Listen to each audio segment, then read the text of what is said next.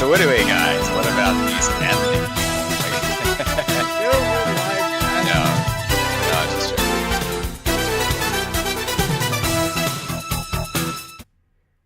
joking. Okay, welcome to the 4Corners podcast, and yes, that was Matt sharing his opinions. Very professional. Yes. Very professional. Yes. For some reason, the it's just too much to turn the mics off during the countdown. So this is the 4Corners podcast. I'm Brad, and to my this way is Matt, and underneath me is Shad, and to the corner of me is Craig Bot, yes, who is recording this for the podcast listeners' viewing pleasure. I believe he is also related to PimpBot 5000. He might be. Yes. So, might have been Scared Straight Bot while we're at it. How are we doing this week, gentlemen? So Ohio was fun this last couple of days because it managed to be hot and cold at the same time. We didn't really get that much. It's been, well, Kentucky by and large, it stays humid because we have so many interior waterways. And then, just warm on top of it, which I don't have a problem with. But my dear wife, whereas I have cold sensitivity, she hates being hot, so we struggle when it gets anywhere near the extremes. Yeah, and Matt is live from the... Is that a specific game that's behind you? I don't know what it is. He's coming to us from the Discord control center. Very, I don't know. I know it's not that. It feels very Binding of Isaac-y. I think it's a... it's almost like an... Is it... I don't think it's like Undertale, but it kind of has that like... No, Undertale's a little different. Yeah. I don't know. It's just a graphic I threw on so you can see my face, my head, upper body, and not like the huge awful mess that is behind. I tried to do like a thing, like a green screen type of thing, Chad, like you, but I would have to be like right in front of it.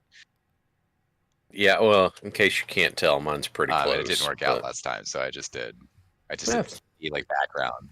I need to pay for like the premium Discord stuff where I can get like my own that I can throw up in the background, I guess.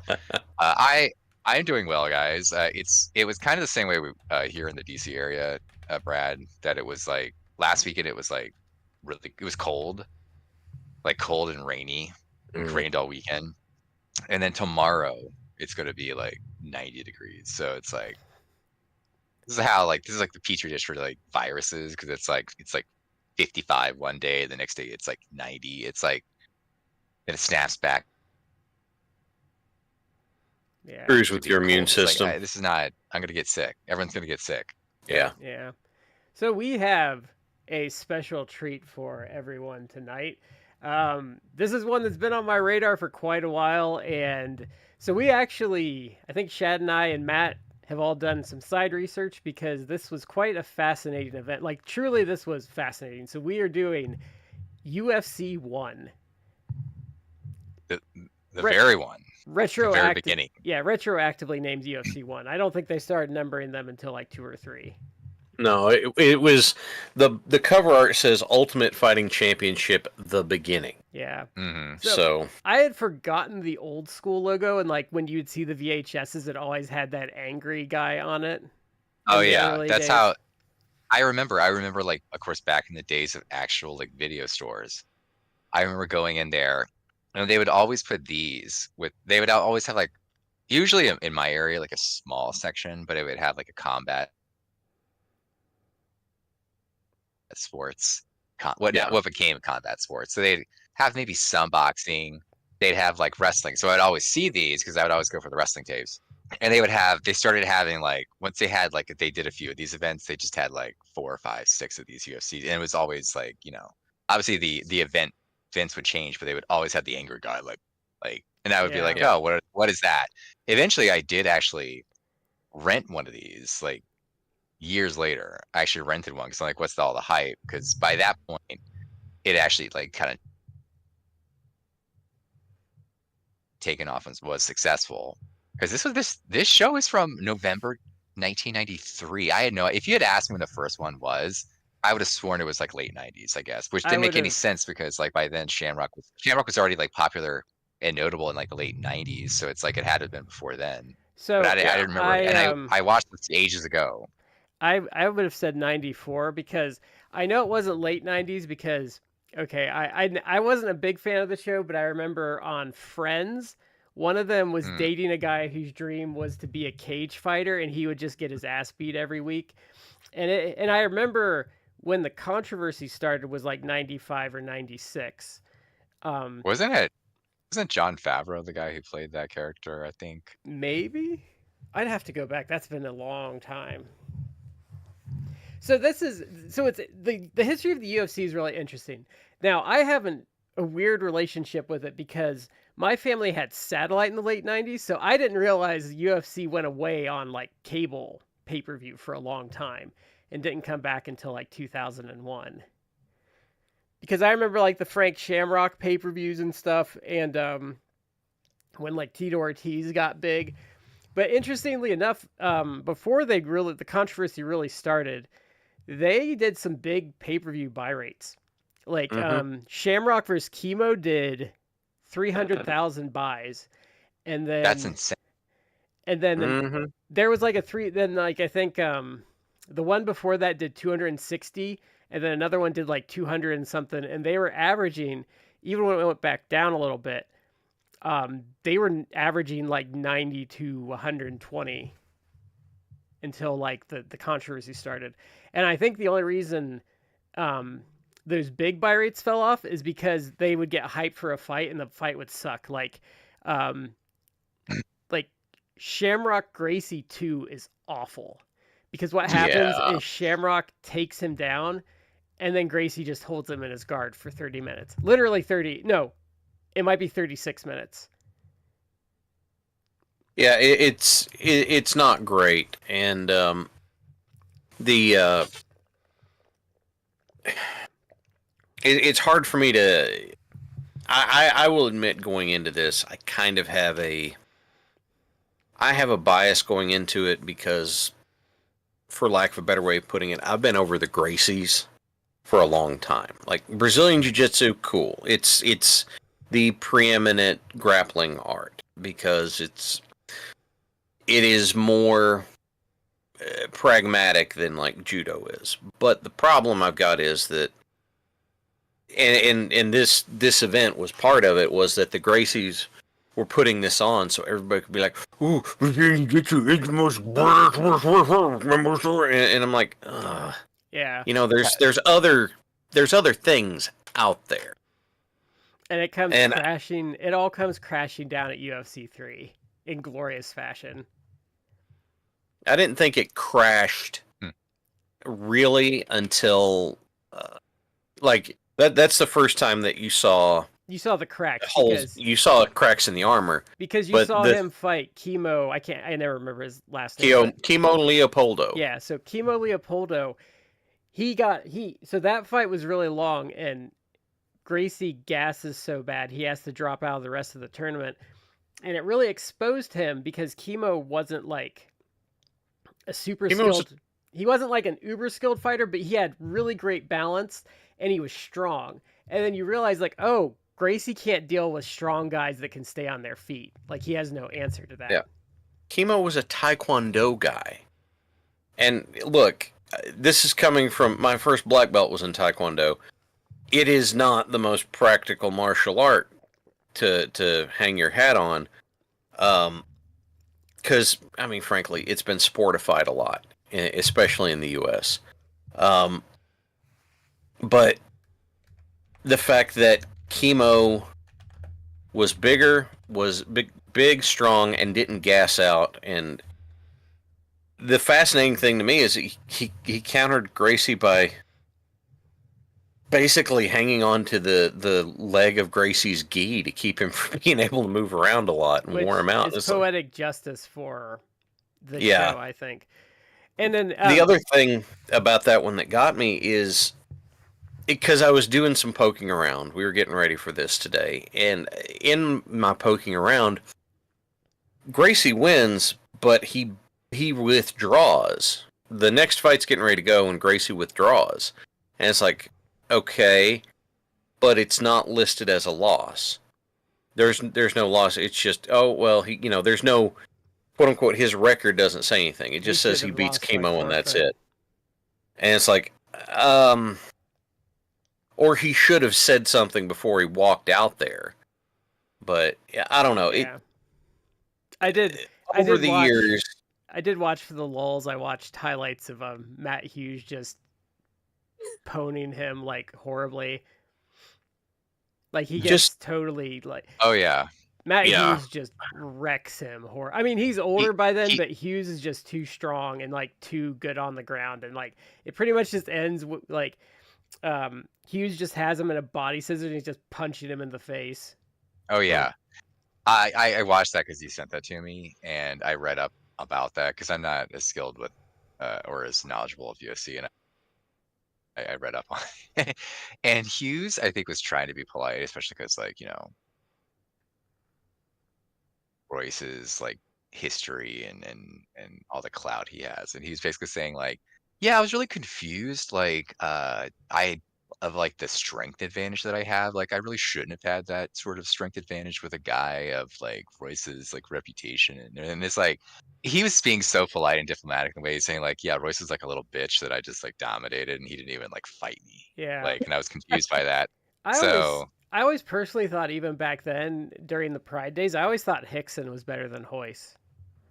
He was, but they made the decision to put Royce in this for two reasons. Number one, Hickson was starting his own dojo, so it wasn't directly under Horian's supervision, and Horian was one of the organizers of this. And the other, they thought it would be more impressive if Royce was doing it because Royce was smaller. Yeah. Now, and so it was a marketing choice mainly. Now, if you're freaking out a bit because you've seen it spelled with an R, like Brazilians pronounce R as H, so it's at the beginning of a word. Yes, yeah, it's Royce and it's Horian. Okay, that actually was my question. It's and Hickson, yes. What you get. Yeah, absolutely. Yeah, and then so this is like what's interesting about this is they picked the octagon with the cage only for an aesthetic. That was the only reason they went with that. And I'm kind of shocked by that, because when you get deeper into MMA, like the octagon with the cage is a brilliant design for the sport, because it's part of why become iconic. Yeah, well, it's part of why Bellator sucks so bad, is because Bellator is round, and what the octagon does is it forces you to engage. And on the ground, it gives you corners, it gets you trapped. And it forces you to consider, like, that's why the ring fights I don't think are as good. There's the thing about having the cage on the octagon and stuff like that is, as opposed to doing it in like a boxing ring, is that it keeps you in there. There's nowhere to go. If you're doing grappling, and I'm not calling anything specific in doing this, but I think it was Pride that did their matches in boxing rings. If I'm wrong, I apologize for being wrong. But you could probably get a break if someone's trying to get something on you, and you quote unquote get yourself forced between the ropes and out. You could probably get a break and stop whatever it was that was going on, as opposed to in the octagon, you're up against the cage. You're up against the cage. Yeah. Now, the nice thing about the cage is you can actually grab that and like pull yourself up and things like that. But you can't do ring outs, and you can't.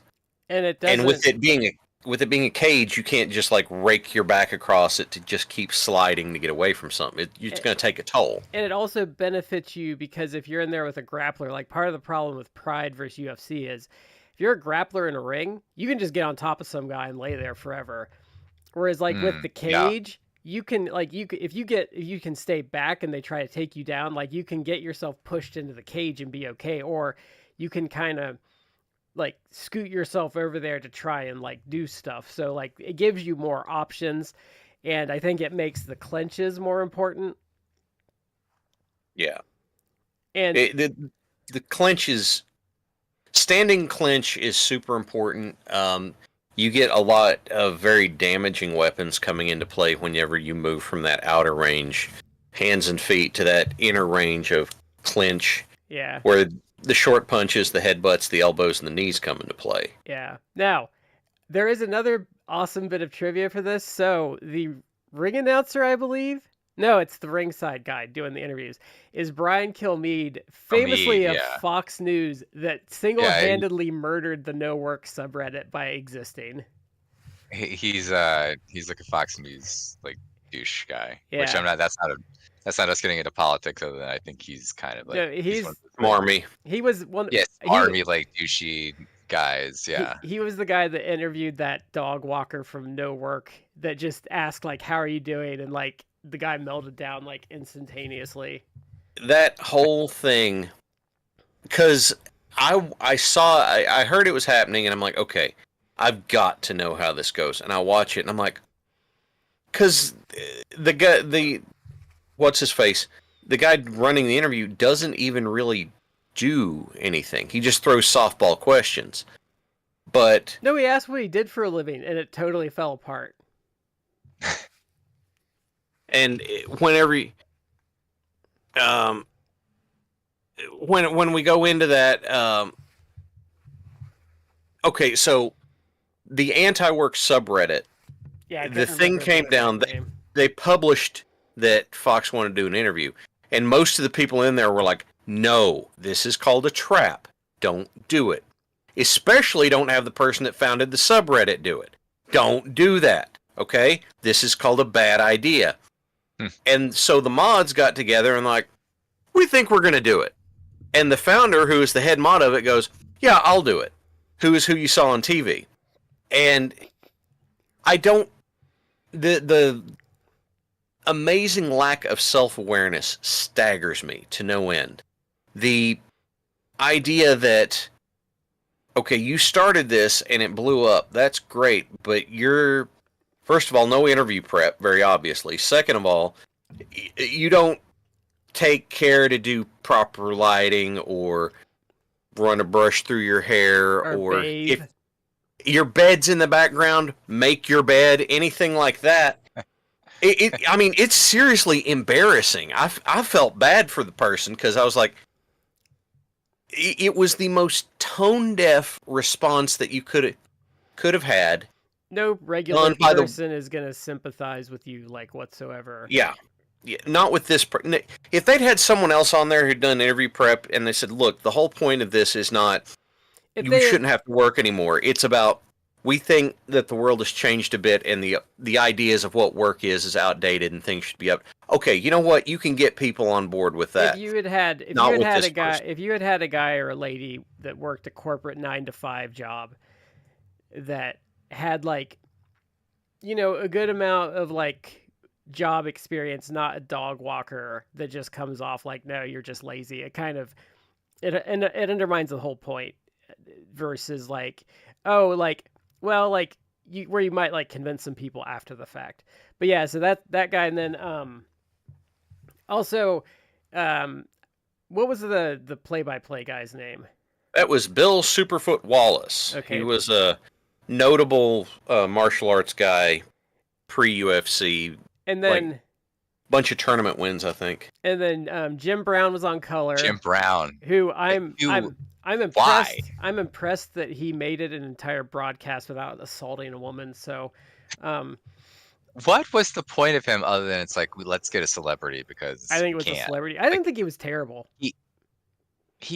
But he added nothing. Like he didn't really add any like insightful information. No, and then like I felt he barely even chimed in. Who was whatever money you paid him, like he wasted it because he didn't give you like a performance. What was the kickboxer lady's name? That's what I'm trying to look up. It was Kathy something. Kathy Long. I was gonna say Kathy Long, and I thought that was wrong.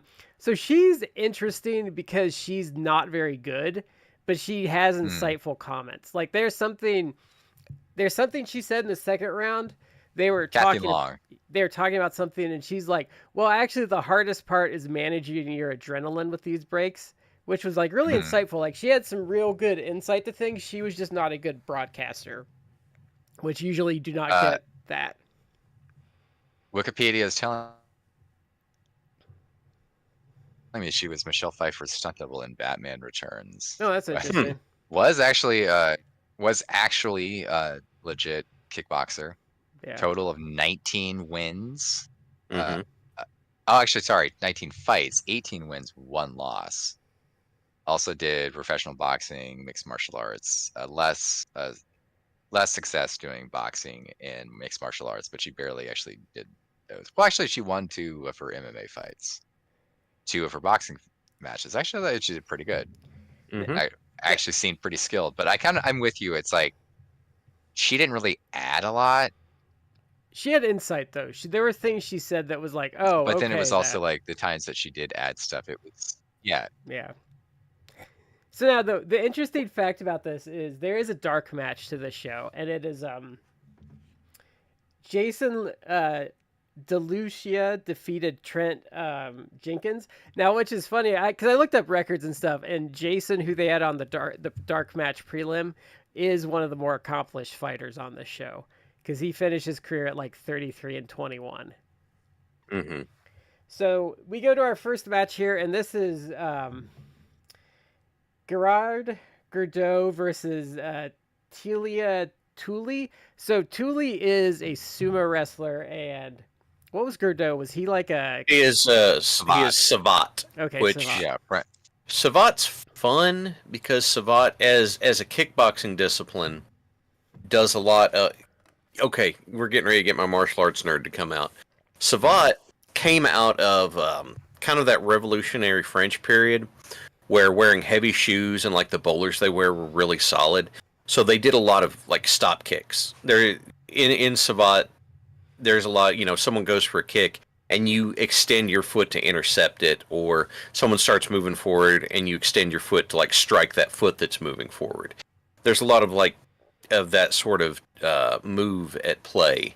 Yeah. And you can tell Gordeau, he got some legs to him. Yeah. Now, before we get into this, there are rules, despite what they're going to say on commentary a lot. So there's no holds bars except for these following rules. Which he kept saying. Okay. He kept saying like the second or third match, like there are no rules, and it's like clearly there are rules because they stopped the first match on a cut. Yeah. So there are rules. So okay. Oh yeah. This first match, the very first match of UFC, at least like you can't technically like you can't wrap your okay. So it's really weird the way they did this. You basically can't wrap your knuckles. You can wrap your wrists. You cannot hand wrap. Yeah. Well, the guys had their wrists wrapped, so it's really weird. No gouging of the eyes. No low blows. And what was there another like blow you couldn't do? All right. No biting, no eye gouging, no mandatory gloves. In combative uniform, no judges' scores, unlimited 5-minute rounds with 1-minute rest period in between. Yeah, we didn't get to match ends by knockout, tap out, or corner stoppage. Yeah, so that is the rules. There are very few rules. Now, I think by 6 or 7, they had unofficially added no hair pulling because guys started agreeing not to pull the hair, which you see a little bit here. Now, is it this one or was it the Rosier one where Gordeau was grabbing the cage? I think that was the second match. I don't think it was this one. This one he ended. Yeah, so pretty quickly. So pretty much, Tuli sumo charges. They kind of grapple. Tuli ends up against the cage. Gordeau kicks him right in the face and like knocks. Oh, right in the face. Right, 3 of his teeth out, and he gets a cut up on his eye. Yeah, on his eye. So they get a cut man in there. They look at it. He also throws a punch, which apparently actually broke Gordeau's hand. Oh yeah, I forgot because Gordeau.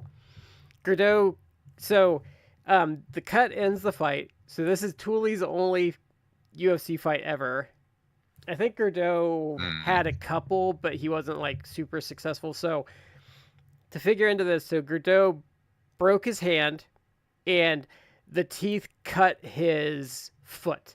Now, Mm-hmm. you're probably thinking, oh, it's just a foot cut, but it's teeth. So he was getting it. Yeah. So understand his foot was insta infected. And he hit with his foot. So that means that the impact on those feet was hitting right where the those tendons and the is it the metacarpals in your feet? Because you've got the ridge of your foot and all those bones are right there up top. There's a reason that Muay Thai guys, when they kick, they're trying to make the impact with the lower part of their shin, is because it's a better impact point. But his foot lands it. He lands it with his foot. Yeah, this is making me want to watch Jean-Claude Van Damme and Kickboxer. Kumite. Yes. Kumite. Wait, that's blood. Is that Bloodsport? That's Bloodsport. Yeah. Okay, yeah, sorry. Now that actually comes up as an amusing side point later. But so this one actually, I watched an interview with Teila Tuli, and apparently the match ended when Tuli's brother threw the towel in. Like they're doing the cut stuff, and his mouth's bleeding. He's got teeth knocked out, and his brother threw the towel in because he's like, "This guy's got your number. You know, you're already this jacked up." Yeah, that was a good call. Because it was a brutal kick to the face. Like I was like, because I think I covered my mouth because I was like, oh my god. Because I've seen some.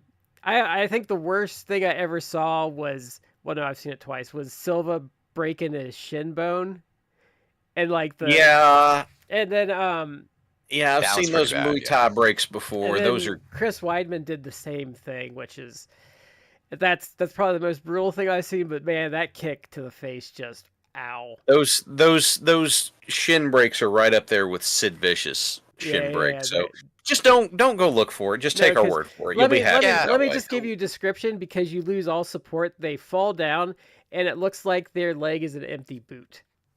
Is kind of how. Whenever it's like something that should not be floppy just starts going floppy, I'm like, ooh, no. Yeah. I don't have anything nearby to demonstrate floppiness. Yeah. Yeah. There's I'm not a particularly squeamish person, but there's like a couple things that like get me that'll make me like squick out. Yeah. And it's like injuries to like the fingers. So due to like the fingers, like that, I'm like, ooh, like that bothers me. And any sort of like joint injury like that, like the broken like shin, or like it's like the floppy leg is like Sid Vicious, obviously. There was one from like the last like year or two, which kind of went viral for like a minute, and I think you guys probably saw it. I don't know if I shared it with you guys, but it's where like it's like an indie wrestler, and he like jumped from the ropes, and he basically like his knees like go the other way. And that one I was like, that still to me, it's like I just brought it up into my forebrain, but I'm gonna try to forget it. Because that was like horrific to me. That is one of the shin breaks are things that seriously get me. So it's like, hey, just saw that, drink to forget. Let's get past that. Right, Rick? It burns for me. Burns get me because people with my job, people don't believe me when I say I would rather see, because I've seen both with my job, but people don't believe me when I say like I'd rather see a decapitated head than a burn, like a really bad burn. And they're like, why? I'm like, because your brain doesn't know what to do with a decapitated head. It looks fake. A burn doesn't look fake. Yeah. Like I don't seek them out, but I've seen decapitated heads before, and sometimes it's just like like a person's ordinary head with their eyes closed, and it's like it doesn't register as like is that real? It looks just like a prop, or it looks just like a person sleeping. There's no body. But like I fortunately have not seen many instances actually like horrific burns, but I've seen a couple. I've seen a couple bad ones, and it's a nightmare. I know you work in a field where you can maybe see some of that. I have a legal background, but I have seen medical records occasionally of not bad burns, but there's a couple times I've seen medical records which included pictures of people who've had like bad like infections, and it's like, ugh. Those are bad too. Like I like seeing that. I saw one person who had like a really bad like infection in their foot, and it was even like after like the wound had been repaired, but it was basically like like this is, let's say I'm using my hand obviously, but like this is your, like let's say this You're holding your foot up person's flat. foot. They had to do those listening. Oh, yeah, they had to do like debridement and everything, and it's like it had healed, but basically the person's foot was like this with like a huge gap. And it's like clearly it's like, oh my god, do you like basically sawed this person's leg like foot Kind in of half the to live fix long everything. and prosper. It was not. Live long and prosper with a foot, yeah. In a way, in the most horrific way possible. Oh, you Chad. know what the Yeah. In a way, he's like, I don't want that. you know what the No. bad one was the NCAA final where the Louisville player broke his leg against Michigan, and like it was so bad they were like players like throwing up on the benches. Like it was like, yeah. Like, I think he that went that was way another shin one, wasn't it? Yeah, he went one way and his leg kept going the other way. The only other one that I've ever seen, at least out of my line of work, that could measure up to that was the horrific after effects of habitual crocodile users. The folks that make Matt's recoiling. That's probably the worst because they just get essentially necrotizing fascia. Oh God, no. Yeah, like it just eats away their tissue. I don't know how you get so addicted, or that you also just like, I have a wound that it's like so infected you can literally see like my bone, and I'm still using it. Like, the dry. It's bad. Like, yuck. What is wrong with you? Like, gold star for listeners tonight, you know. Okay, Sorry about that. Our next one, I think the next one is probably the best fight on the show by far. So this is Kevin Rosier defeated Zane Frazier. Yeah, so Kevin Rosier's kickboxing, Zane Frazier karate, Kempo karate. Notes. So that, funny story that I found out about Kevin Rosier. First of all the guys, whenever they submitted, they had to submit like their stat sheets, and there are some people. Patrick Smith, I think it was. No, it was either Smith or Jimmerson. I don't remember which one. Claimed that you also had to submit a video with it. Rosier submitted his weight as 100 pounds less than what he was.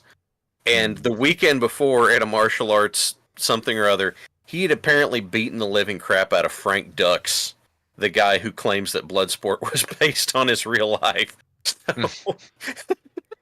So, I kind of like Kevin Rosier's. Yeah, because they were like... Because the dude shows up like a legend. He had personality. I like that he like showed up. He showed up and he's got his like little pop belly. I like kind of heavier set guy. I like that they're like, well, what was your strategy against Zane Frazier? Like, I was just gonna let him punch me in the face until I got tired. Yeah, that's what he did too. The guy straight up. The guy was just. I think it was his second fight in the tournament. They interviewed him, and I think he was like, I decided to do this like 3 weeks ago. He was just like nonchalant. But he was so happy everything. too. But I kind of like, he lost. He's personality. He had like personality. Yeah, he's like, I want to come back. Like let me come back. Yeah. But so basically, like I like the fight. It was fun. Like I want to do this again. So he's hilarious because he's just kind of this dumpy, out of shape guy with kind of like out of shape looking guy. Yeah, kind of. Let's be fair. Kind of with an '80s like mullet kind of. The dude is a legit kickboxer guy. Like the dude. I'm not. I obviously hold a guy like Harley Race in higher regard as a longtime wrestling fan, but he had kind of like the Harley Race type of vibe where it's like he looks just like a dude. It's like he'd go into like any bar, any dive bar, you can see like a Kevin Rosier's just like sitting on the corner there, maybe like talking shit about sports. Well, with his buddies would. God! Apparently, in that first fight, whatever, big pot belly, whatever like that. But if you actually got into a fight with this dude, tune you up. And just like Harley Race looked like he was just a foul-mouthed cigar shopping truck driver.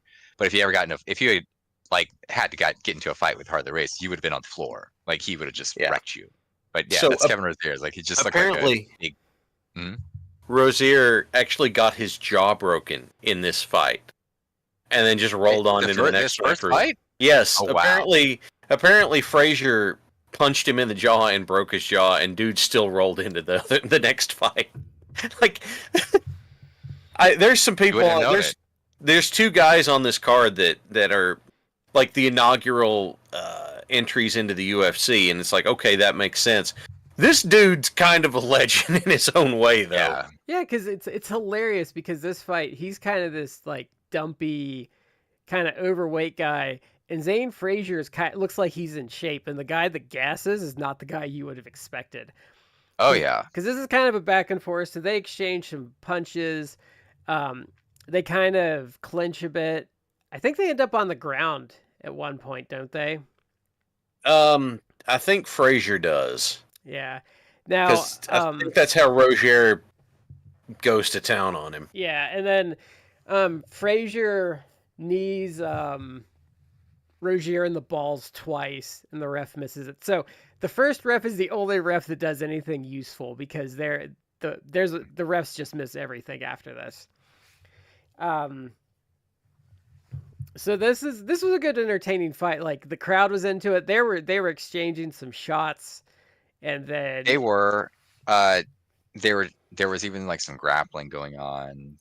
There was like fighting into the cage. Like both guys actually got some good shots on each other, I thought. It was the longest fight on the show too. Yeah. 420. I did actually kind of enjoy this one. Looking it up, I looked up Kevin Rosier's after this. I almost feel like he had like a sad end because the dude died at 53. And before then, I guess he allegedly had like several bouts of illnesses, which they're vague about, but it did say including open heart surgery. So he may have had cardiac issues. He said which, he lost. He looked like he was a little. He lost 40 pounds. He said for this, so I think he just. Yeah, he could have been unhealthy. I could see some diabetes in there, maybe. Maybe died in 2015 of apparent heart attack, but before then he allegedly was in stable health, but he was residing in a retirement resort. It's like, I don't know what they mean by retirement resort, but it's also like, dude was in his early 50s. Like, that's way too young to be in a retirement resort. So I don't know, but he was a character. Like, I really enjoyed him on this show. It might have depended on how well his body had been holding up, because doing martial arts stuff for a long time will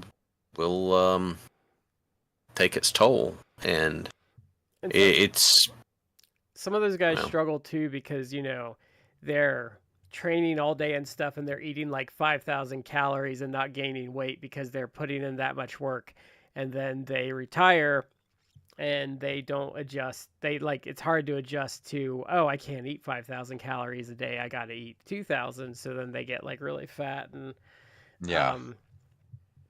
run into diabetes and heart disease and stuff. Like, that's just a sad fact though. Looking at it's hard. Looking at his kickboxing record, whatever else, like MMA, UFC, whatever, his kickboxing record, 66 wins, all by knockout, 8 losses. Wow. Like that dude was a beast. Kickboxing, yeah. He's billed as 6'4", 265. That's oh my god, from Buffalo, New York. Oh, this dude was just a New York character. I like him. So we're gonna go to our next match here, and this is I was gonna say, Brad, the Frazier Rosier fight, I think, is what most people expected going into this, because this right here kind of looks more like the real versions of the fights that you would, the choreographed stuff from Cobra Kai. It's like, well, if you drop that in there, then you get this stuff. It's like, well, okay, that makes sense. This is yeah. So then we go to our next match, which this is Royce Gracie defeats Art. Is it Jimmerson? Jimmerson. So this is a little weird because Jimmerson has a glove on, and I don't know why he picked a glove. He has like one boxing glove on his left hand, and it looks just dumb. Like what is that? So one of the things that happened was the night before this, they have this rules meeting, and that's when they tell him that you can't wear shoes, you can't wear knee pads or shin pads, and you can't wrap your hands. Well, there's really no point in wearing boxing gloves if you can't wrap your hands, because you need the support underneath it. So I don't know. Just a comfort thing, I guess. Maybe. Gimmick. Or maybe the idea was that he throws jabs with this one and then he loads up his bare hand for it. I'm not really sure, but I have to say, I'll say it now. The no wrapping the hands thing was just fucking dumb.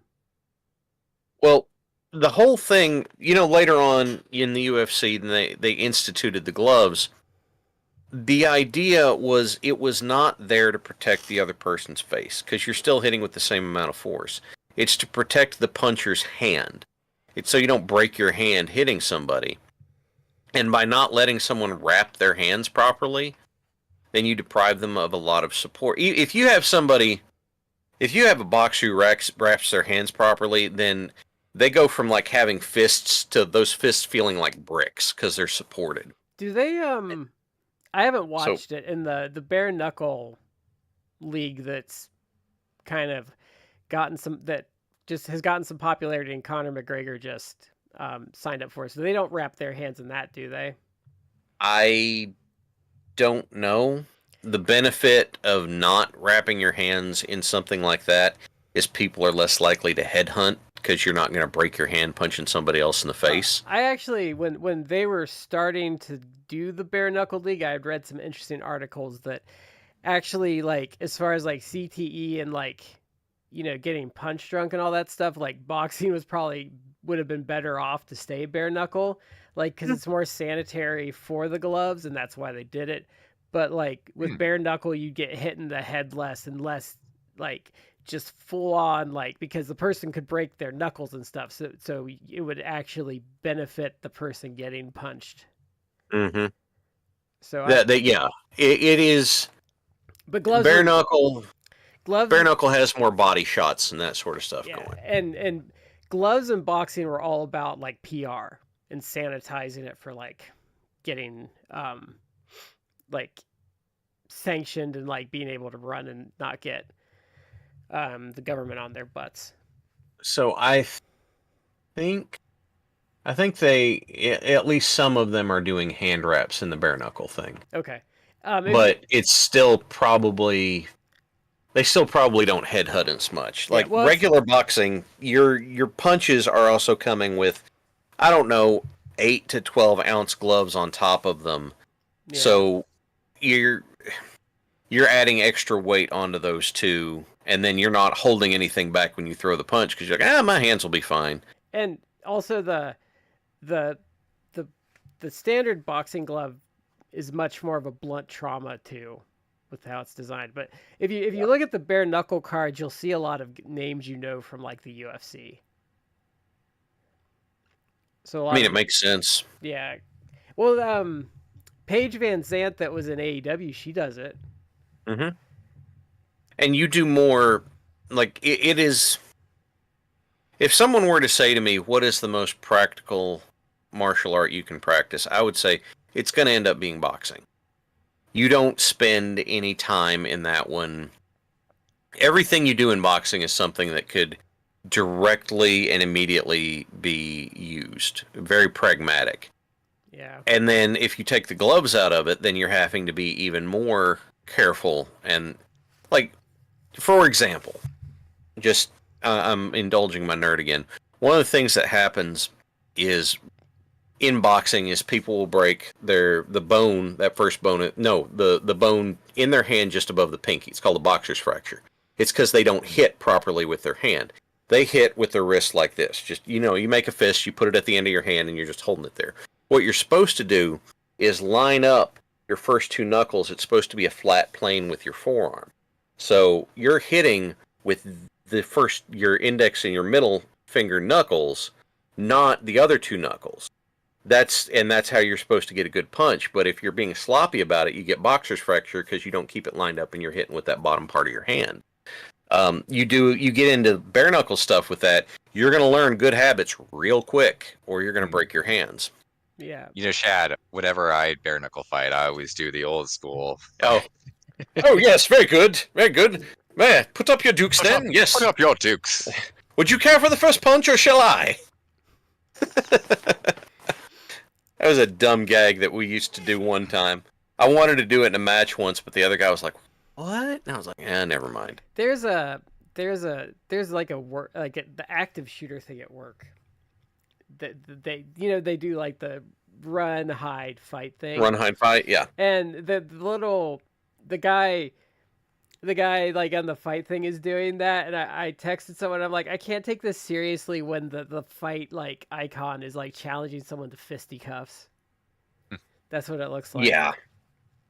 I was fortunate that when my work did the active shooter training, the fight portion of it showed people grabbing heavy blunt objects for the purposes of fighting. It's like I've seen good, that one. Good. You probably did you probably did the one straight from like the federal government. I think we've all been subjected probably. to But one of them's holding a fire extinguisher over their head, getting ready to clock someone coming through the doors. It's like that's intelligent. Thank you. That one's straight from the government, because that's the one I call this is the grab your ankles and kiss your ass goodbye like training, because that's pretty much what like it is. Yeah. Yeah, I've seen that one. I think anyone in corporate America has seen that one at least once or twice. I'm not even in corporate America and I've seen it, so this fight's kind of boring. It's pretty much just Hoist takes him down, gets his back. Oh, I wrote on my notes. Literally boring as shit. Well, I don't boring as shit. Then you have a Hoist tap out. I don't like Hoist as a general rule, but man, like there was something about him headbutting the guy that just kind of pissed me off. I just thought that was like a bitch move. He is a little bitch. Well, like that's a bitch, but I guess I'll get into it when we finish the show, but this is basically like an entire show, and a lot of these earlier shows were of just like kissing Gracie ass. It's marketing. I mean, I understand. Yeah, I mean, there were reasons to do that, but yeah, it was all about kissing like the ass, and meanwhile, it's like the family, like they're kind of like little bitches, like they're. Hickson's okay. I don't know the headbutt. Just the headbutt. Like, there's like 80 Gracies, so it's like you can't be like, oh, one's okay. Like, yeah, statistically, one's gonna be fine. Yeah, but the headbutts just rubbed me the wrong way. I don't know. He did it in the he did it again later too. He did it to the back of the guy's head, which I'm like, you dumb fuck. Like, you're gonna concuss yourself quicker than. There were things that Hoist did in this that I'm like, I understand the purpose behind it, but it was poor sportsmanship. I felt. Well, so you've got the headbutts, you've got the kidney kicks, and then I think he was trying to put elbows into somebody in the grapple as well, and it's just kind of like, look, there are some people here that you very clearly have outclassed.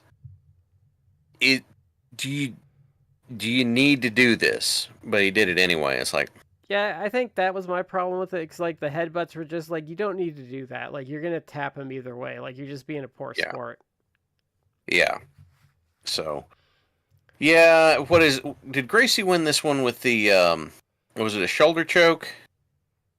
Is that what it was? It says smother choke. Okay. If I remember correctly, I think that was the getting the shoulder under the other guy's chin and riding it down onto his throat until he was choked out, basically.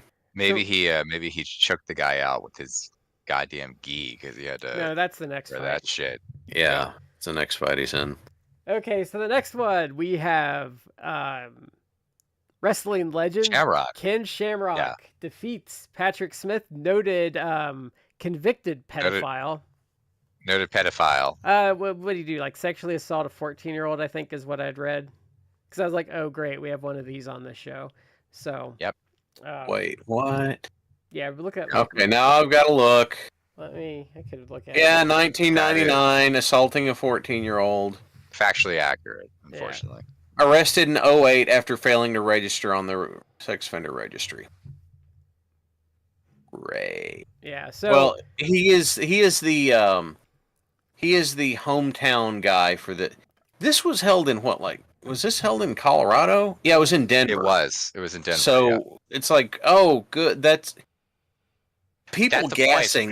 There were 7,800 people in the audience for this. That it wasn't ever Colorado, and that actually is a point because in the match that we're going to see after this one, Oh yeah, they do the talk next about Rosier's fight, like he loses it. Spoiler. Yeah, and he actually, that's one of his rationales for like why he lost, like the altitude affect me. It's like maybe it did, maybe it didn't. I don't know, but anyway, yeah, Shamrock Well, versus I'll tell you why he lost that fight, but we'll get there. yeah, Shamrock versus Patrick Smith. So this is pretty much Shamrock gets him down, grabs his heel, taps him. Yeah, pretty. Yeah, but I actually thought this was a pretty decent fight.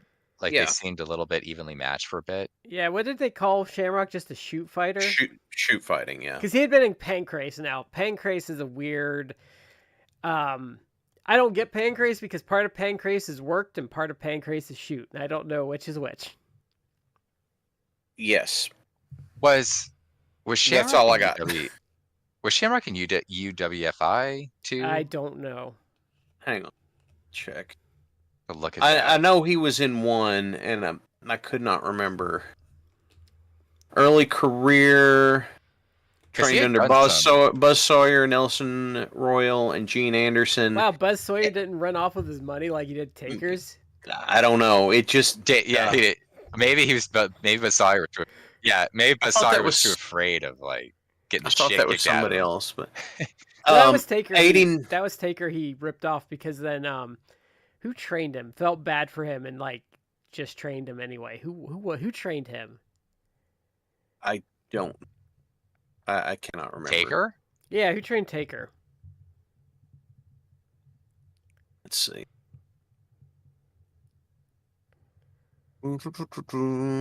Cannot find. Hold on. Well, in any event, Shamrock early on was in North Carolina-based Atlantic Coast Wrestling. Yeah, that stuff is that's on Armstrong Alley's channel. It's really interesting. It's a lot of it's like Bob Caudle and a bunch of like mid-Atlantic guys, trying to recapture the glory days, and it lasts like 6 months or so. I think he's like Vinny Valentine or something like that in there. Vincent. He was under Wayne Shamrock, is what it's listed here. Oh, okay. Here's what it is. He went to South Atlantic Pro under the name Vince Torelli. Okay. Yeah, later, very Italian. Yeah. So, and then I think Paul Jones might have been managing him. And then in 1990, went to the American tryouts for the Japanese UWF in Florida.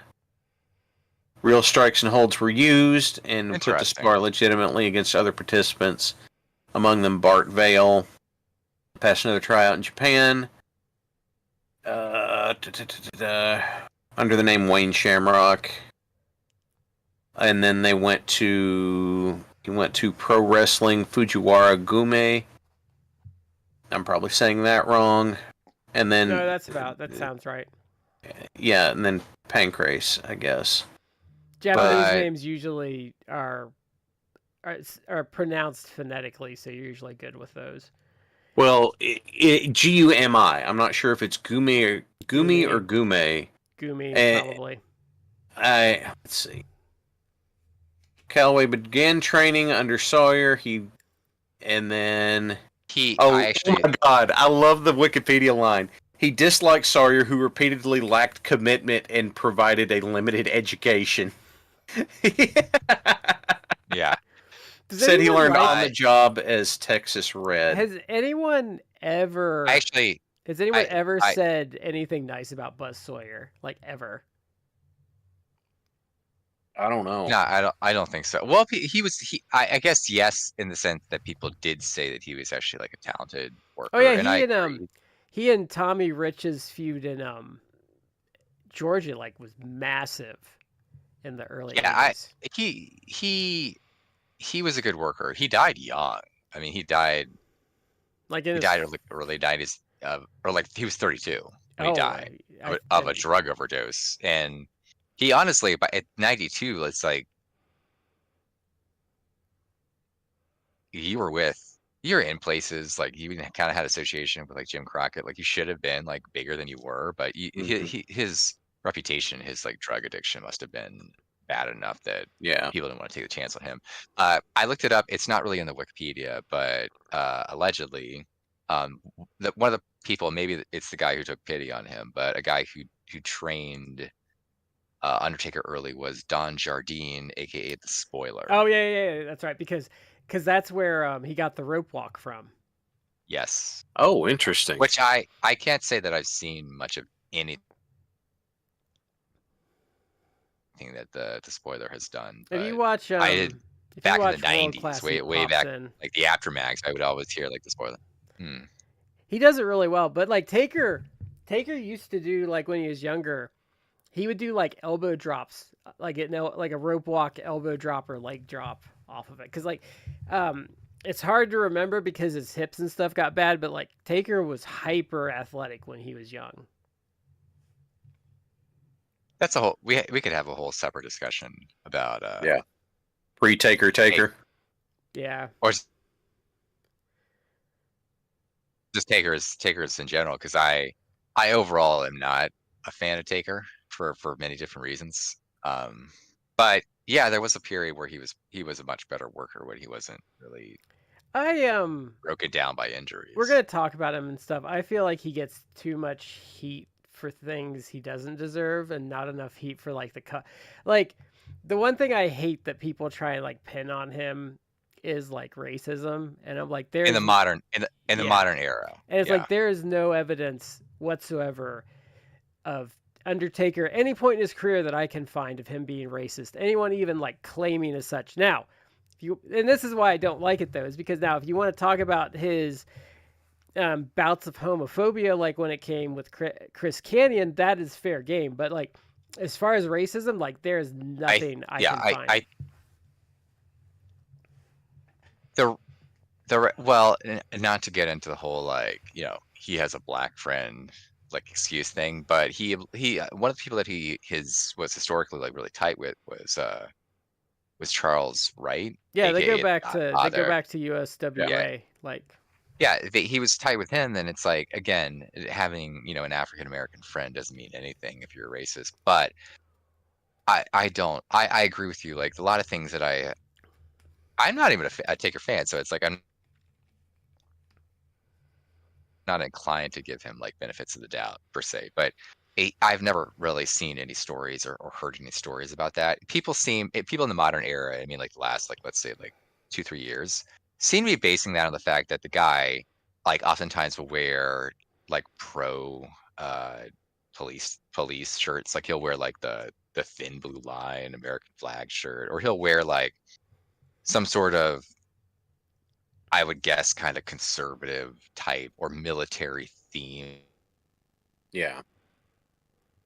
type of shirt, which it's like the dude, the guy played the gimmick of like kind of like some sort of like revenant zombie for like 30 years, but at the end of the day, he's like a big raw-boned like dude from Texas. Like he probably, he's at the least he's probably like maybe like right-leaning, conservative-leaning, right-leaning type. So it's like, he's probably like going to be pro-military, pro-cop, but that specifically, just because the guy's pro-cop, doesn't necessarily mean I'm anti-black. Just because there's an issue in this country with police and their interactions with minorities, specifically African Americans. I do think you are absolutely right, though, based upon stuff we've heard, that the guy very likely had issues, maybe still has issues with homosexuals. But there's some just weirdness there where he's like really kind of tone deaf things where it's like, back in my day, we'd have guns. We wouldn't in our bags. We wouldn't have like video games we play. And it's like, see, now I mean, I get that you're calling people like nowadays kind of soft, and it's like, but it's also like, we talked about this. I'm sorry to cut you off, Brad, but it's like we talked about this on the podcast, on the show recently. It's like, maybe it's a good thing that guys now are like, they go home and then they like play video games versus like, I'm gonna die at like 40 because I've just like rampantly abused drugs and alcohol. Like maybe there's an improvement in that way, and I'm not like shooting up steroids every 5 seconds. Now like my, that, guys rolling in.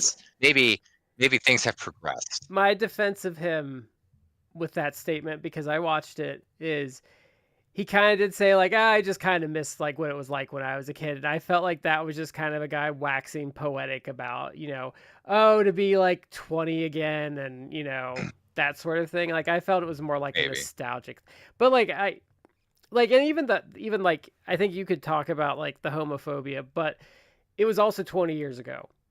So I'm not even going to like cast that much shade on him because, we kind of, the Briscoes kind of showed in a lesser amount of time that your opinions can evolve and stuff. And you can change. Yeah. Yeah. And we don't know if he has or not because he hasn't talked about it. And he just seems, and when people interview him about other people, he seems like a very thoughtful guy. He doesn't really go out of his way to crap on anyone or anything. Yeah. So I'm going to drag us back over to our original topic. Now, it is on topic because Undertaker is a big MMA guy. So yeah.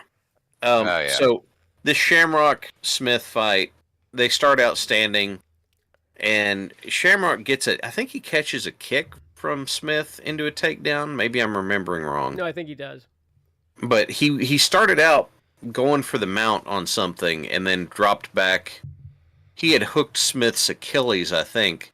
Yeah. But Smith was able to start turning it. And then, so I remember the first time I watched this, in college, I had an opportunity to go into MMA stuff. And I realized that the folks that I would have been training with, I didn't like any of them. I'm like, I'd have to spend more time around these a-holes. So, but I remember watching this very carefully because I'd been heel hooked once. And I remembered how bad it felt.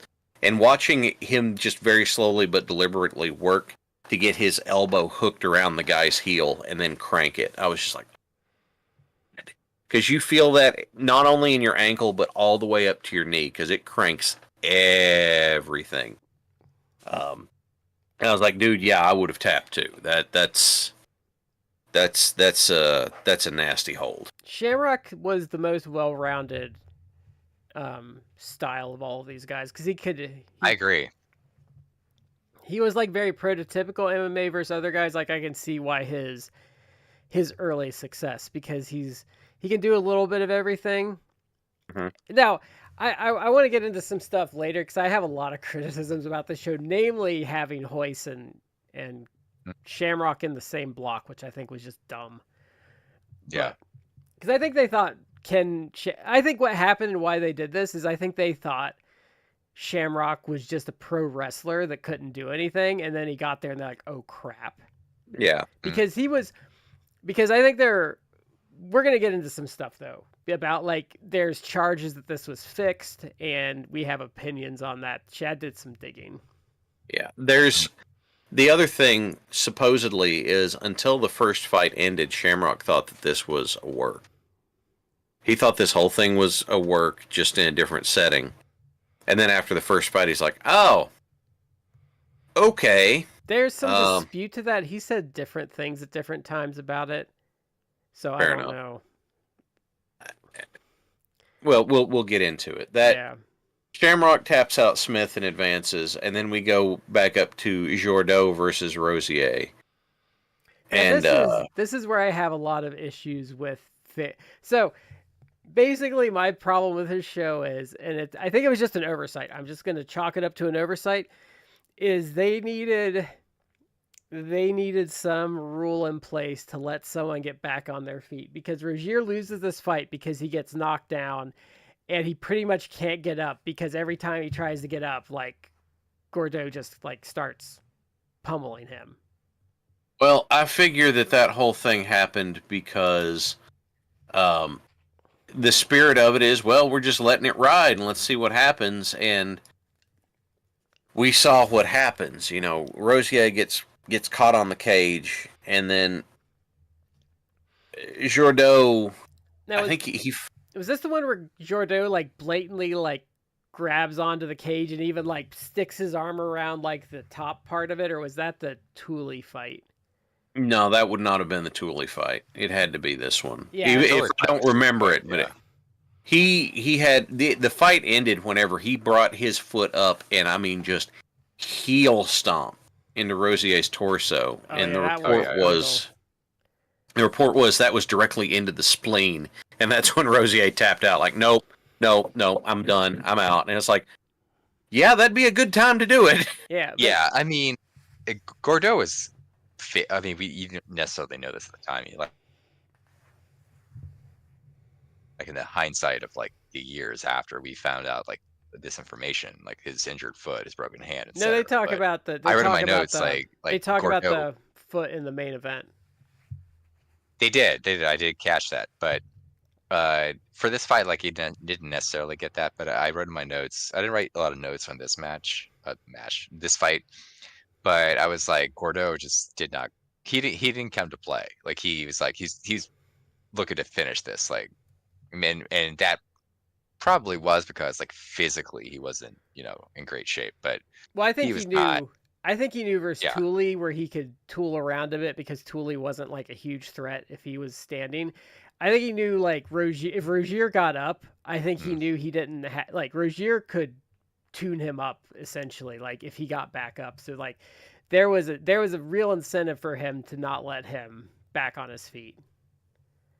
The impression I got at least from Gordeau was that he probably was overall the more polished and the better fighter, but I think you are absolutely correct that Rosier's would have damaged him. Like he would have been a problem. Like even if Gordeau would have won, like he didn't want to give Rosier's like a chance to actually like do some damage because it would have probably been at least fairly effective. And I think because of Rosier's size, Gordeau wouldn't have been able to utilize his kicks, and I don't think punching he was as dangerous as with his kicks. Like I think if they were standing and throwing punches, like Rosier would have beat him. But I do think part of the problem though was, and you really saw it in this fight, like there was no way for Rosier to get back up. There was just no way. No, and that's kind of like a recurring theme. Like this was obviously the first UFC, but this was it was long before like people kind of like became jack of all trades skilled in this. This one was very much like if you were the one who got on the ground, the guys on top of you, like you're that's it. Like you're basically there was more often than not gonna lose. There was an era that precedes this where there's a paper rock scissor era of UFC. Stick a fork in him, he's done. Oh, I see. There's like a paper rock scissor era of MMA that's like the mid to late 90s, and that's like a kickboxer is gonna beat like a jiu-jitsu guy and a wrestler is gonna beat like a striker. Like there was like a paper rock scissor era of it.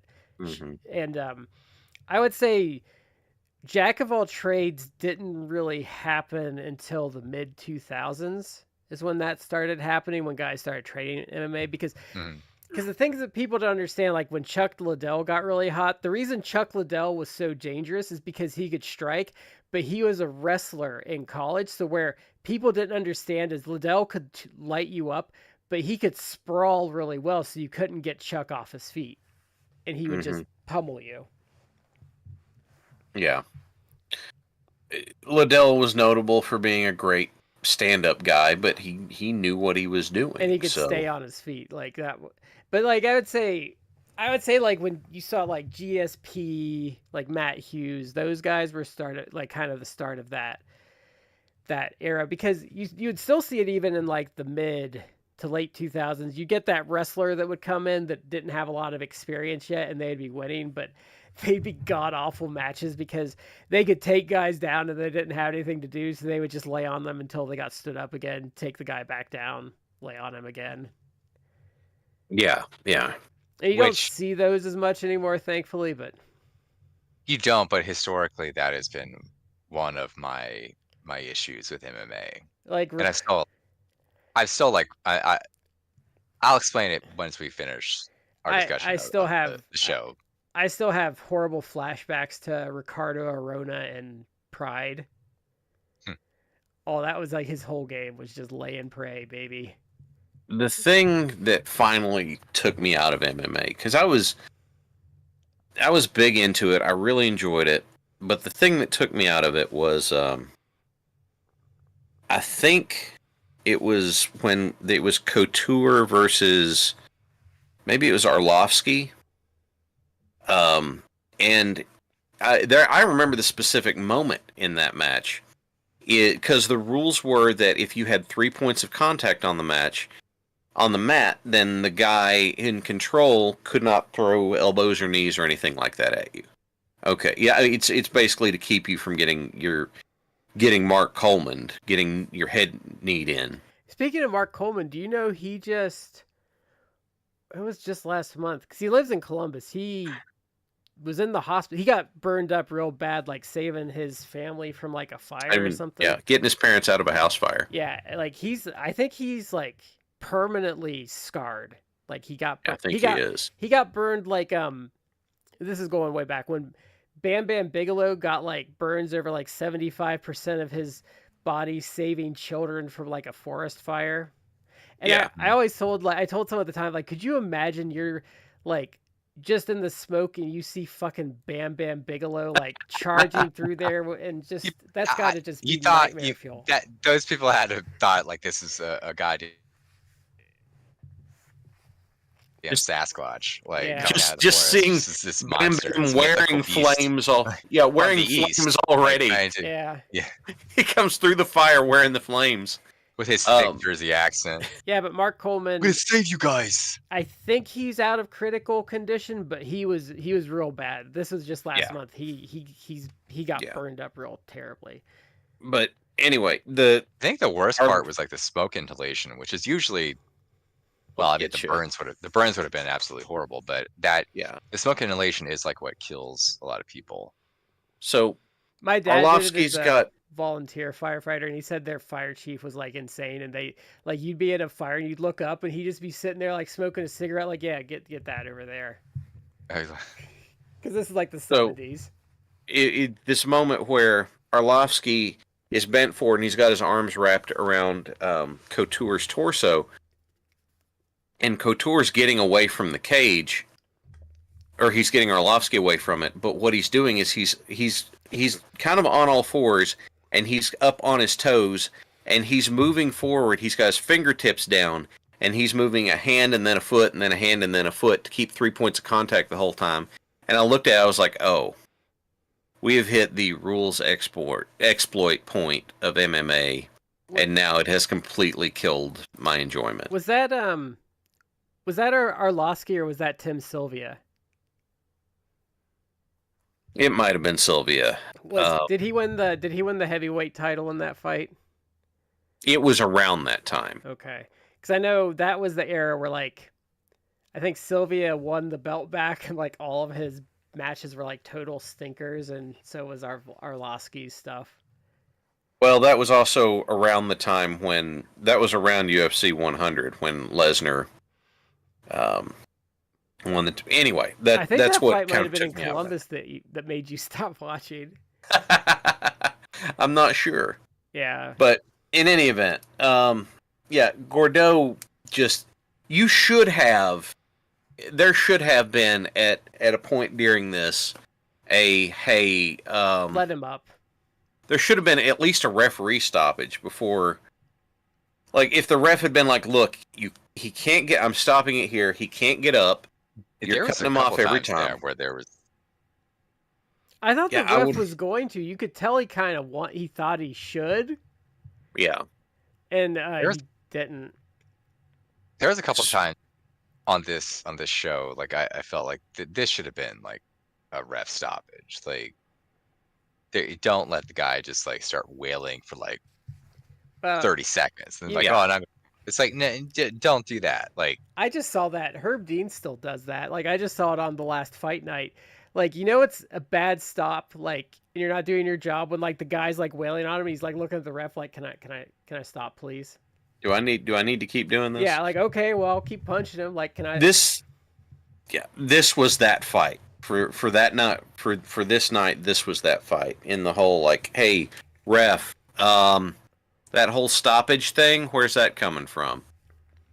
Because the kick was unnecessary, and like if the ref had done something, the kick could have been averted. Because I don't even think Gordeau wanted to do the kick. Yeah, that stomp. Yeah. Yeah. That was just kind of a, like, okay, I guess I've got to do it. I've got to put this away. Yeah. So now we go to the now the other thing that was weird about this is interviewing the losers of the quarterfinals was really bizarre to me.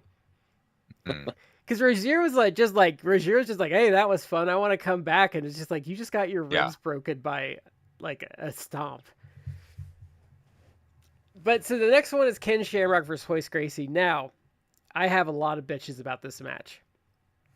So first and foremost, Royce should never have been allowed to wear his gi because that cost Ken Shamrock this match. In my opinion. Of the things, like I said, I alluded to the rules meeting the night before. Shamrock was used to doing it in wrestling shoes, and what they had said was, you can't wear the shoes, you can't wear knee pads or shin pads, you can't do any of that. The only person who, Rosier was kind of wearing this compression short thing. Gordeau was wearing gi pants. Shamrock was wearing... Shamrock and Smith were both basically wearing trunks or tights. Mm-hmm. But they were like, no, you can't wear... There was like no uniforms. It was let's see. No mandatory gloves and combative uniform. Because it was supposed to be a bare knuckle contest. Like that, those were the enumerated rules. Okay, no mandatory gloves and combative uniform. Okay, the fact that the gi was allowed bothers me because, and you can't say, well, that's not a combative uniform. It's like whenever there is an entire category of jiu-jitsu competition that is the difference is gi or no gi, I think that you can call that a combative uniform pretty definitively. And Brad's going to get into something else here in a minute, but there is the ending on this fight is from everything I've been able to find, it's credited to a sleeve choke. Well, by definition, a sleeve choke, you have to grip your sleeve in order to do it. You're using the sleeve of your gi to apply the choke. And so,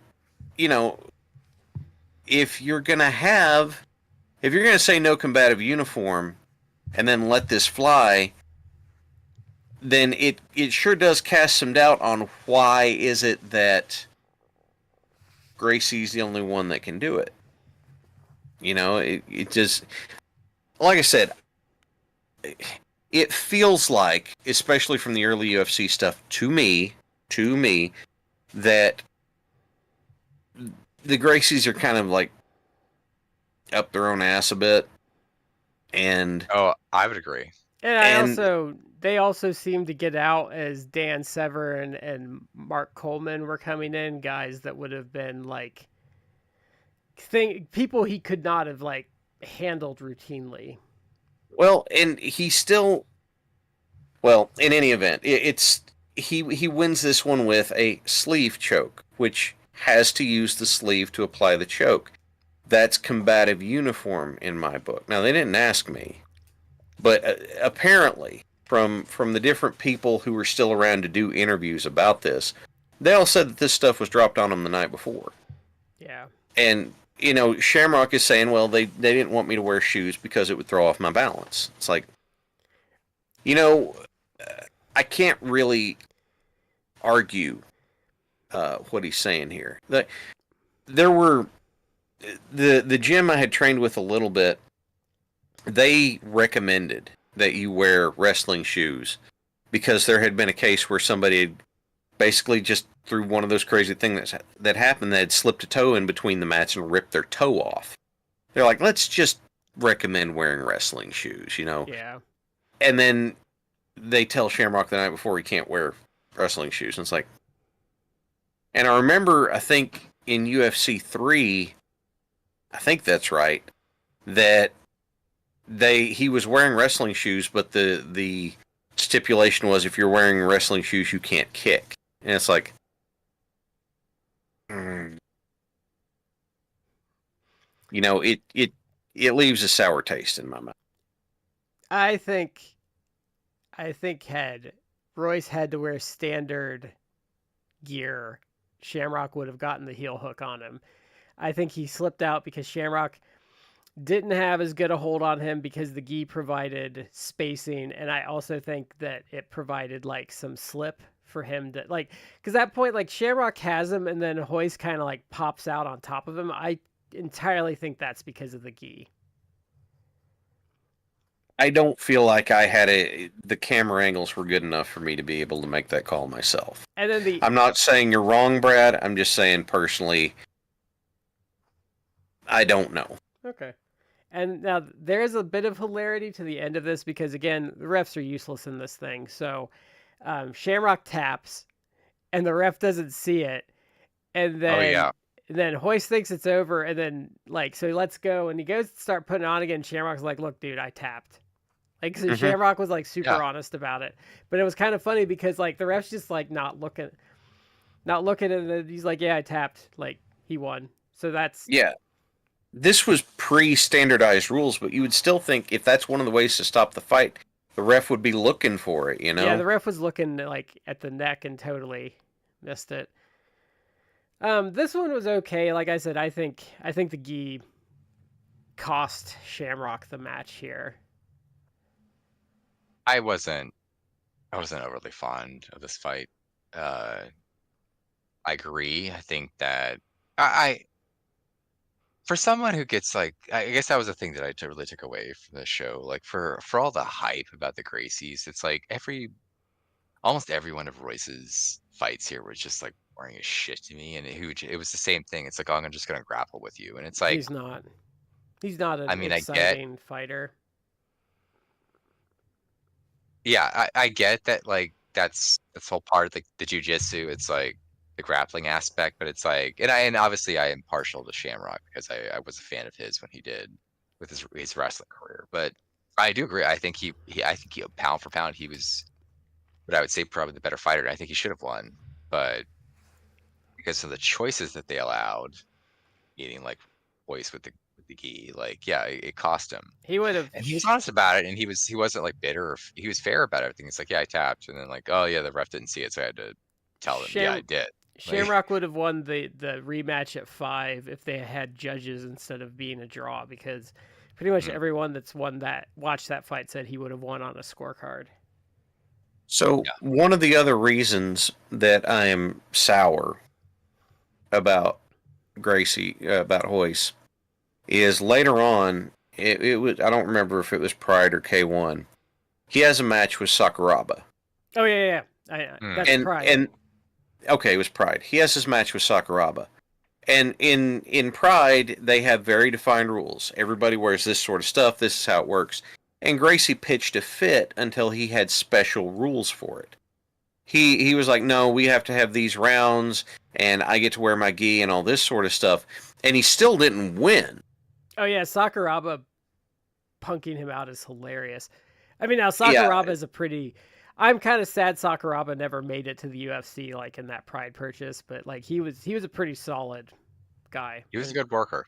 And then after that, after that, he did, I think in Pride he had to do a fight under standard Pride rules, and then he quit because and I can't vouch for it or say for certain, but it sure looks like he quit because he couldn't get his special rules. Well, I think and it's like, he kind of did the thing like Fedor spent the last 15 years doing, like really selectively taking fights he can win and not like putting himself at risk against like good competition.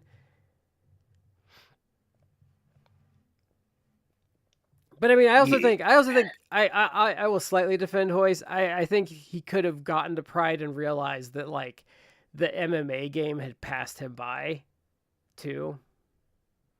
He had some other fights going. Because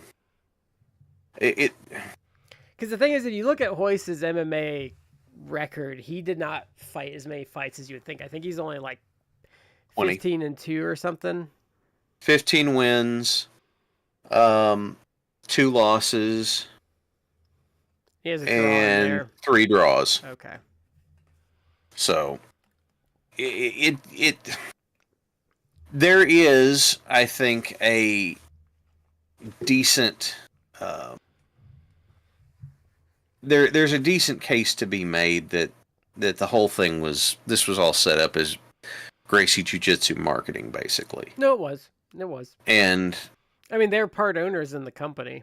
yeah, well, and Horian was one of the organizers. Now, there was an interview where Bill Wallace made accusations about fixes being in, and it's like, well, I don't see it with any of these. No, some of the things he claimed, it's like that doesn't work. But the big thing boils down to the specific rules for everybody on combat attire except for Gracie. Yeah, and it's like I think that's favoritism more than fixing, though. Well, because you couldn't really fix this, but if you had put Gracie up against like Teal in the first round, it would have been a far different. I don't see how he could have. I think he would have really struggled with that one.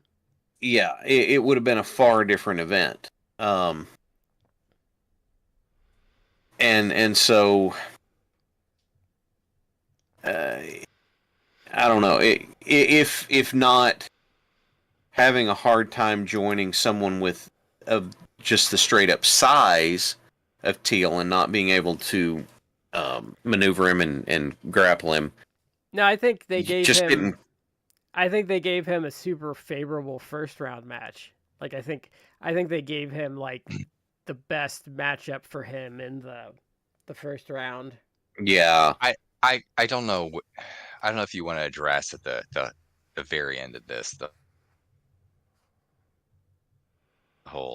the fixed allegations. I don't think it was fixed, but I have thoughts about the because I guess the placement of the match. Well, I think the fights. I think the sequence. Yeah, I would say he got a favorable bracket, but like as far as being fixed, like I think Gordeau could have been a threat had he not gotten so injured in the other two fights. Like he was absolutely a lame duck. Like I think Rosier would have been a real problem for him. It's pretty clear going into it. I feel like I sorry to cut you off, Shad. I almost feel like Rosier is like no one expected him to be like a threat, but I actually feel like he could have been. Because I think Rosier, if he wasn't gassed, I think Rosier was kind of smart with the cage. Like he was a little he kind of figured the cage thing out a little better than everyone else, I thought. And I think if Royce couldn't have gotten him down quick, like he might have had some issues. Because I don't know, I think a striker would have been a problem. Like I think even like Zane Frazier, if he had like somehow gotten through, like Zane would have been a real problem if he just had better cardio.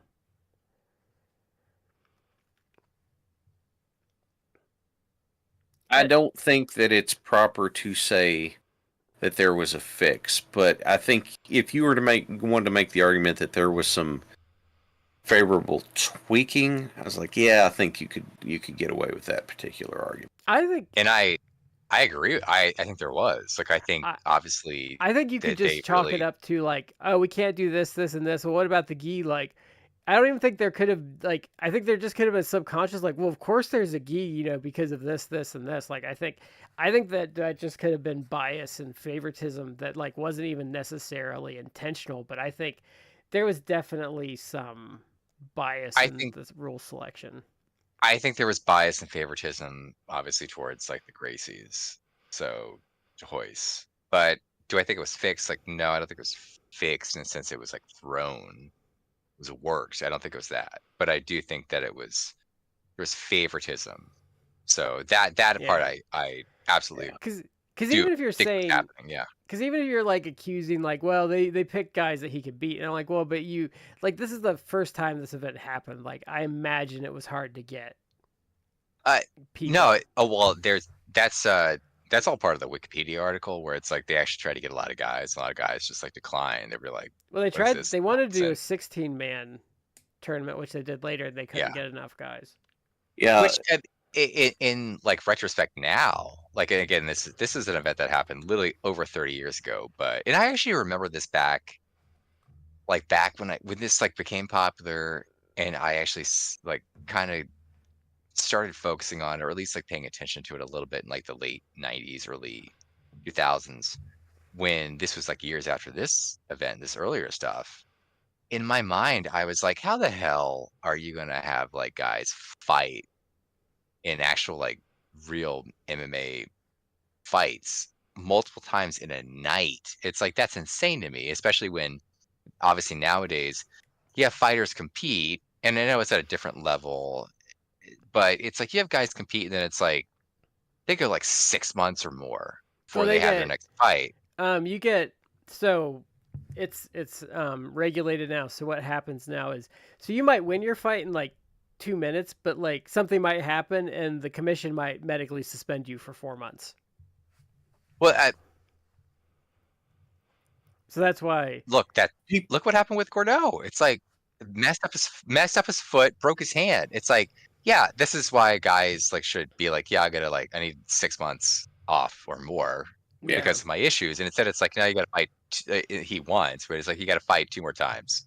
That's insane. It's crazy. So I don't know how they did that back then, but it wasn't regulated. That's why. well, Yeah. So just for kicks, I looked at a bunch of the people that they invited for the first UFC that didn't show up, and there are 3 names I recognized right off the top. Maurice Smith, who did show up later. I think I remember he had a match with Kevin Randleman. Doesn't he win the UFC heavyweight belt at some point?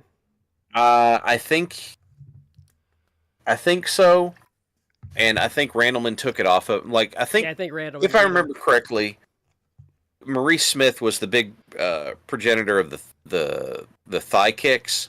Yeah. And Randleman. So I think Maurice Smith. Randleman was. I think Maurice Smith ended up in Pride at some point too. Yeah, but Randleman's was trained up enough that thigh kicks didn't take him down.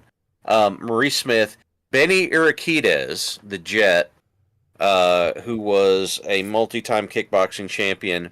He was John Cusack's kickboxing coach, and he was in one of my all-time favorite movies, Grosse Point Blank, as the ghoul who the assassin that tries to kill John Cusack's character, and that's why the fight scene's so good. And Gene LaBelle. Now, maybe, just maybe, I can't swear to it, but can you imagine what would have happened putting Gracie on the mat against Gene LaBelle? That would have been funny. Gene LaBelle would have been like 60 at this point. Yeah. He didn't show up. He just didn't want to do it. Yeah, Gene LaBelle was born in 32. They should have. They should have put an invite out to Danny Hodge. He would have showed up and caused some problems. Yeah. The thing that has always just kind of gotten me about Gene LaBelle is the pink gi, and it's like, well, and it was because he accidentally washed his gi with something red the night before the tournament, and when it comes to the tournament, he's like, well, can't wear anything else, and he shows up at him, and all of the Japanese judokas were livid with him. Like, they were pissed, and he still wins. It's like, can I this is obviously like a digression, a sidetrack, but the best in my opinion, the best Gene LaBelle story is he was like the stunt coordinator for a Steven Seagal film, and Steven Seagal, because Steven Seagal likes to talk shit and is a clown, basically said like, oh, I'm like a master at Aikido, like it makes me immune to like chokeholds, which is like, okay. But Gene LaBelle, because he was a stunt coordinator for this film, Gene LaBelle was like, okay, like we can test that out if you want. And Steven Seagal was like, yeah, sure. So Gene LaBelle proceeded to choke out Steven Seagal into unconsciousness. I guess his Aikido training did not actually work. It make him immune to chokeholds. And allegedly, Steven Seagal lost control of his bowels. Yeah. In the incident.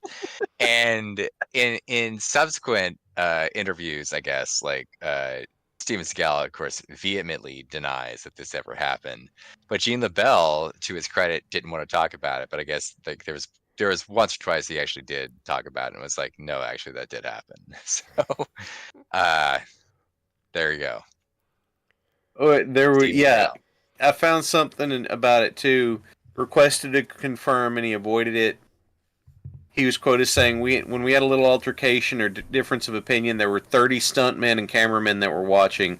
Sometimes Steven has a tendency to cheese off the wrong people, and you can get hurt doing that. After being asked whether or not he was going to directly confirm it, LaBelle said, well, 30 people are watching, let them talk about it. Yeah, and Seagal is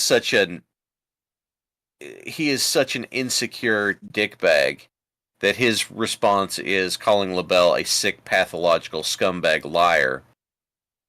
And it's... Look, Seagal is so pathetic that if he is shooting a movie now, if he's not required to be standing in a scene, then he's sitting in a chair the entire time. And there was supposed to be a scene where he's having an intimate scene with a young woman. He never even took not even his shirt. He never even took his jacket off for the scene. Like, what are we doing here? And now he's, and again, not to be political, but just a thing. He's in Russia for Putin's reinauguration. And it's like, if this goes off the air, like all hell's breaking loose here, Stormwise. So that means the power. Oh wow. That was my phone. You might have heard sirens in the background. Yeah. And thunder. So. Well, we can go ahead and take this on to the last match. I'm in the basement, so. I'm tornado proof. The last match went into Gracie versus Gordeau. Pretty much like Oliver's. Yeah. I mean, he's obviously hurt on one side. Well, actually, I think his hand, his like right hand and his left foot. So he was like double screwed. Yeah. Yeah. And so, he ain't got much to go with. Yeah. So, I had a lot of fun with this show, but this show is a mess, like production wise. It's not great. It's not good. I felt like they did. It really.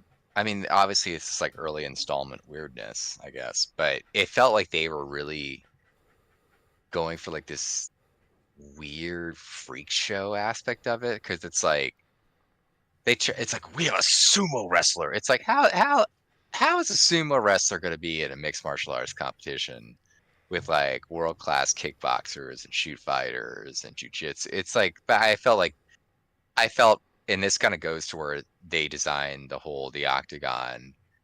It was designed because it's like, we want to make it look like, like a movie. Conan the Barbarian is what they said. In pit fighter, like it was Bloodsport, like from like the late '80s, a few years prior. It's like, we wanted it to be like a Jean-Claude Van Damme action movie.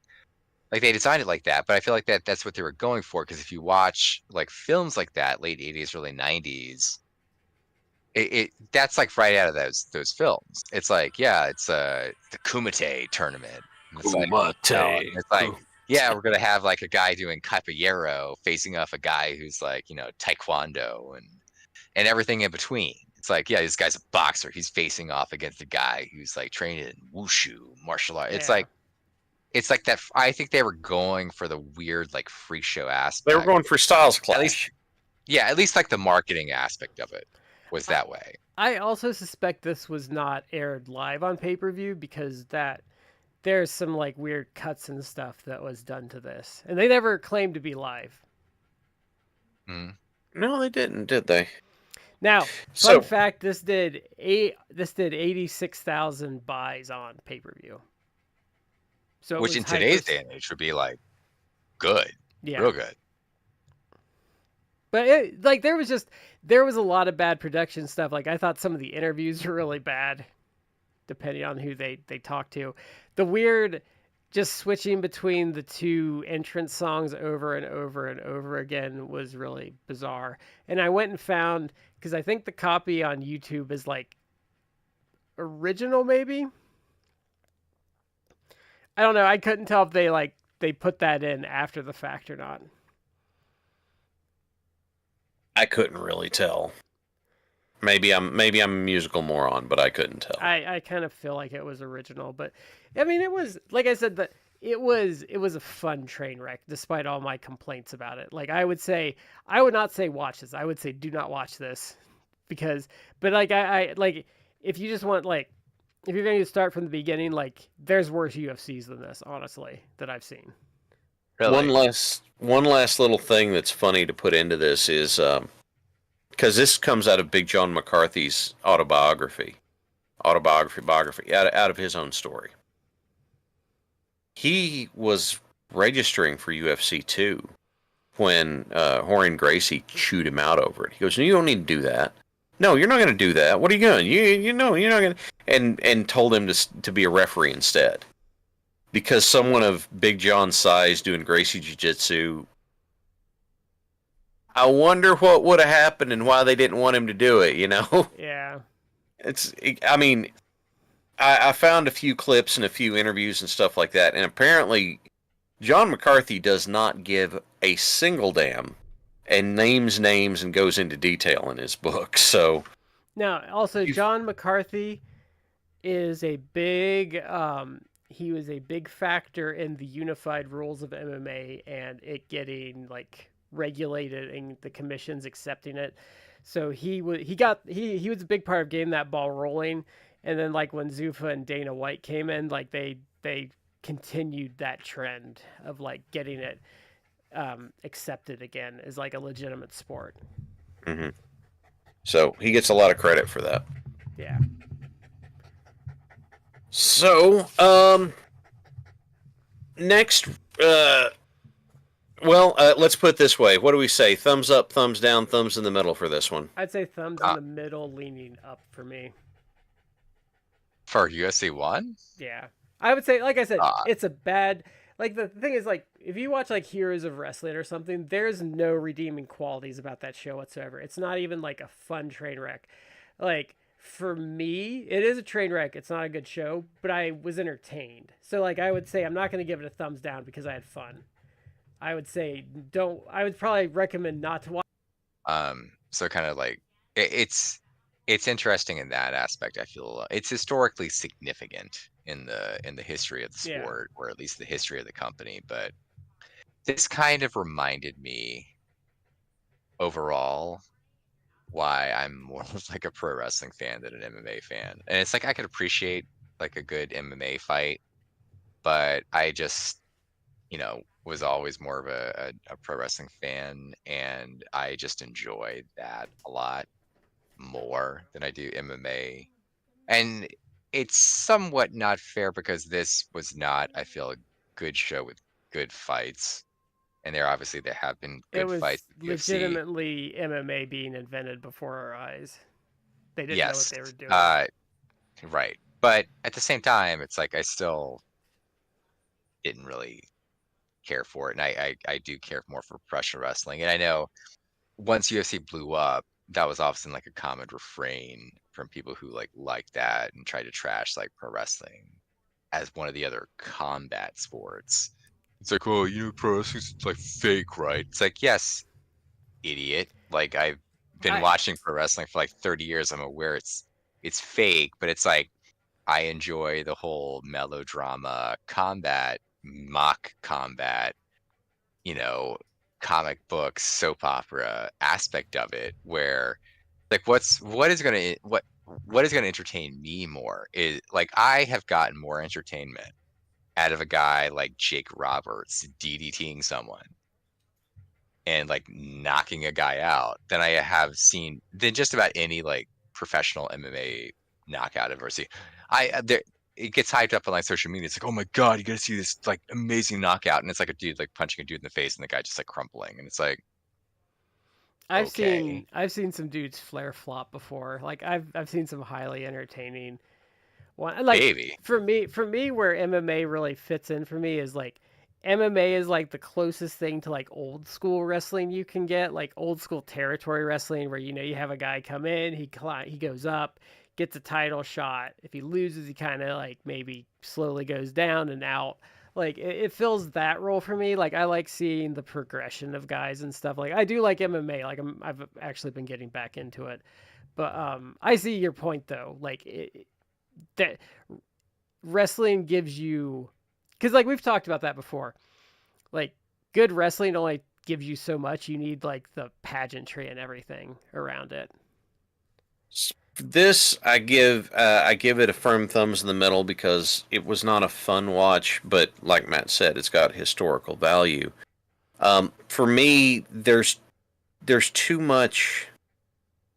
I have to go through too much stuff that I just don't enjoy watching to find something that's fun. My favorite knockout I've ever seen was also UFC 100, but it was Dan Henderson versus Michael Bisping. Oh, the flying bomb of death. It was, well, it wasn't even that part. It was the fact that Bisping made this personal, and Henderson managed to, I think it was even in the first round, managed to bait out the fact. Destroyed him.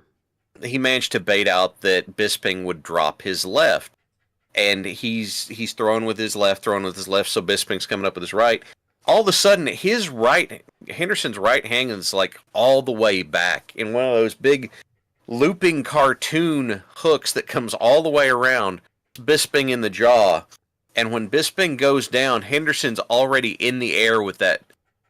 It's like where Ilya Dragunov's finish comes from. That H-bomb is Michael Henderson dropping that huge forearm onto Bisping's face before the ref could stop him. Why? Because he made it personal. My favorite is Weidman knocking out Anderson Silva, where Anderson Silva wasn't taking him seriously and fucking around, and Weidman catches him right on the button, and he goes down, and it's just like that 10 title defense, like 5-year title reigns all over, just because he was goofing off and got caught. Yeah, he got cocky, but yeah, but that is it for this week. That is UFC 1. I think we're not going to do them regularly, but I think we might like quarterly slowly go through them.